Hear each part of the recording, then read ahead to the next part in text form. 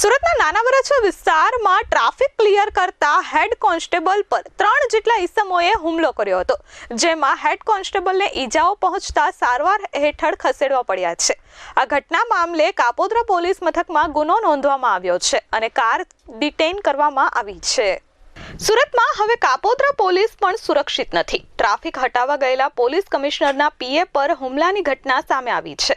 નાના વરાછા ઢાળ પાસે ટ્રાવેલર્સ બસના જમાવડાના કારણે ટ્રાફિક જામ થયો હતો। તે સમયે લક્ઝરી બસમાંથી ઉતરેલા 2 લોકો અને એક કાર ચાલક દ્વારા કોન્સ્ટેબલ પર હુમલો કરવામાં આવ્યો છે। હુમલો કરનારની કારમાંથી ભાજપનો ખેસ પણ મળી આવ્યો છે। અક્ષય આહિર પોલીસ કમિશનર કચેરીમાં હેડ કોન્સ્ટેબલ તરીકે ફરજ બજાવે છે। અક્ષય રાત્રે 10 વાગ્યા બાદ ઘરે જતા હતા। તે સમયે વરાછા ઢાળ પાસે ટ્રાફિક જોતા તેમને ટ્રાફિક ક્લિયર કરવા ઉતર્યા હતા। આ કોન્સ્ટેબલ પર 3 લોકોએ હુમલો કર્યો હતો। જે કારમાંથી ભાજપનો ખેસ મળ્યો છે તે કાર ચાલકે કોન્સ્ટેબલનું ગળું પકડી લીધું અને પોતાની પાસે રહેલા પંચ વડે મોઢા અને નાકના ભાગે માર માર્યો। કાર માલિકનું નામ દિવ્યેશ કુમાર વલ્લભભાઈ કસલા હોવાનું સામે આવ્યું છે।